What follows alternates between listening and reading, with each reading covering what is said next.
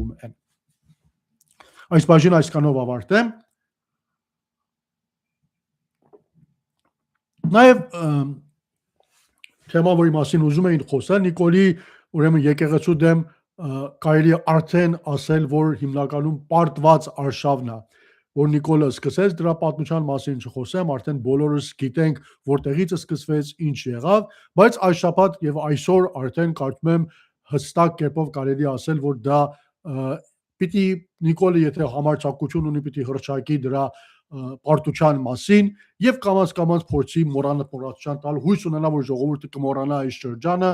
եւ ինքը կկարողանա այդպես մի տեսակ ծածկել, կոծկել եւ դուրս գալ, այլապես շարունակելը իրեն ձեռնտու չի լինելու։ Որքան որ փորձեց Նիկոլը կանխել եպիսկոպոսատ ժողովը, թույլ չտալ, որ այդ ժողովը տեղի ունենար, քանի որ գիտեր դրա ավարտին հայտարարություն է տարածվելու եւ հիմա անհատ տարբեր տեղերում ուրեմն եպիսկոպոսները հայտարարություններ էին տարածել սրբազանները, բայց հիմա դրանք բոլորը մեկտեղ հավաքվել, մեկ հայտարարության տակ ստորագրություն դնելը բնականաբար իր համար ձեռնտու չէր, փորձեց ամեն ինչ անել, որ դա տեղի չունենալ, գնաց հասավ միջև այնտեղ, երբ ամացաշապատ տեսակ արդեն Վեհապար Հայրապետի դեմ այդպես ծիծաղելի գործ հարուցեցին, դրա իման վրա նրա երգը երկրից արգելեցին, մտածելով, որ հիմա կաթողիկոսը չի գնալու, այդ ժողովը հավանաբար չի գումարվի կամ գումարվելու դեպքում որևէ որոշում չի կարողանա կայացնի, մինչ այդ չեմ սխալվում մի 5-6 սրբազանների երգը նույնպես Հայաստանից արգելեցին, որպեսզի քվորում հավանաբար չունենա,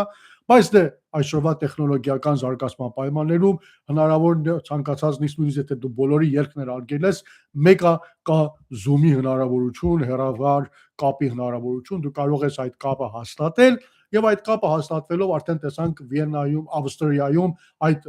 ուրեմն եպիսկոպոսած հավաքը տեղի ունեցավ եւ դրա արդյունքում ուրեմն կարևոր հայտարարություն հրապարակվեց։ Եւ շատ ամենակարևոր այն է, որ այդ հանդիպմանը մասնակցեց նաեւ սրբազաններից մեկը, ով իր ստորագրությունը առաջինն էր դրել, առաջին ստորագրությունն էր այդ 10 տիրադավների ուրեմն հայտարարության տակ, որոնք միացել էին Նիկոլի բարեփոխման, այսպես կոչված բարեփոխման նախաձեռնությանը, խոսքը վերաբերում է Հյուսիսային Ամերիկայի արևմտյան թեմի առաջնորդ Հովնան arczepiskopos Տերտերյանի ստորագրությանը։ Հովնան սրբազանը մասնակցեց Ավստրիայում տեղի ունեցած այդ հանդիպմանը եւ բարեբախտաբար իր ստորագրությունը դրեց Վեհապար Հայրապետին պաշտպանող այդ հայտարարության տակ։ Հիմա ինչ նպատակով է դա եղել այս ճամփարափոխությունը, հիմա կմնա հաջորդ անգամ չի փոխվի, հույս եմ, որ այդպես չի լինի, բայց այսօրվա դրությամբ, եթե ուզենանք ասել, անշուշտ պետք է գնահատել Հովնան սրբազանի այդ արարքը, ես առաջիններից եմ իրեն քննադատել, բայց նաև նախորդ եթերների ժամանակ ասել են, որ մենք որևէ անձնական հարց որևէ մեկի հետ չունենք, հատկապես սրբազան հայրերի հետ, հոգևորականության հետ, մեր համայնքում անձնական հարցեր անձամբ ես չեմ կարող ունենալ, որևէ մեկին չեմ հանդիպել, շփում չեմ ունեցել, խնդիր չունեմ իրենց հետ, ու եթե ինչ-որ քննադատություն է հնչվում, դա ուղղակիորեն գալիս է այն վերաբերմունքից, որ իրենք ունեցել են Նիկոլի սկսած այդ արշավի կապակցությամբ, ով կանգնում է Նիկոլի կողքին այս արշավի դեմ, արշավի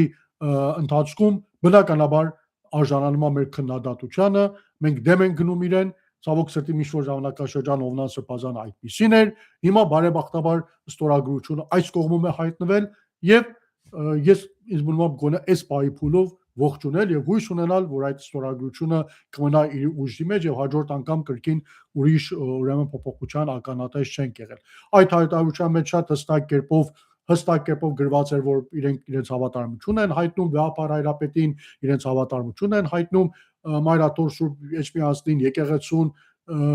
եւ Նիկոլ դատապարտել էին այդպես ասած այդ շարժումը, որ Նիկոլի կողմից ձևավորվել է։ Դա ողջունելի քայլ է, դա հերթական անգամ ես ասում եմ Նիկոլի ձախողման եւ պարտության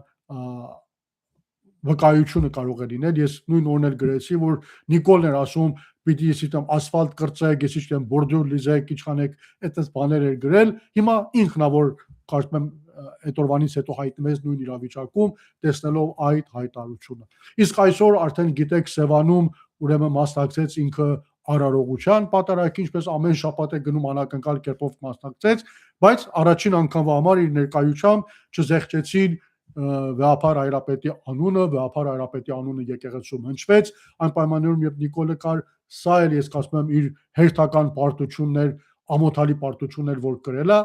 խելացի մարդը կարծում եմ այսքանից հետո պիտի հասկանա, որ պետք է այստեղ դադարեցնի իր պայքարը, փորձի ինչ-որ կերպով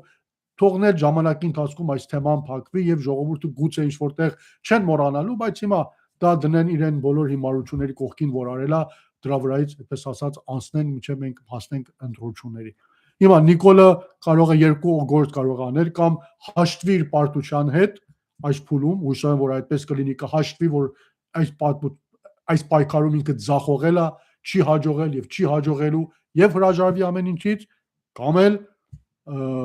չհաշվի այս իրողության հետ, ժամանակավոր նահանջի, իսկ հաջորդ, այդպես ասած, ալիքը, որ փորձի բարձրացնել, հիմա նստի իր կնոջ հետ խորհրդակցաբար մտածեն մի հատ ավելի սարսափելի մի բանի հետևից մանգան, որպեսզի կարողանան այս պարտությունը մի տեսակ պարտկեն կամ կոծկեն։ Հիմա պետք է սպասենք, տեսնենք, որ ճանապարհով է Նիկոլը ընթանում, հույսով եմ, որ առաջի ճանապարհով կընթանա եւ վերջո խելքի կգա, հասկանա, որ եկեղեցին, վեհապար Հայրապետը, Մայրաթոր Սուրբ Էջմիածինը այն ոլորտը չեն, որ ինքը կարող այդքան հեշտությամբ դրանց տիրել, ինչպես ասենք դա կատարեց Սահմանադրական դատարանի դեպքում, դատարանների դեպքում, տարբեր ինստիտուտների դեպքում, սա այնտեղն է, որ ինքը չպետք է մոտենար եւ հիմա եթե մոտեցել է, պարտավոր է ընդունել իր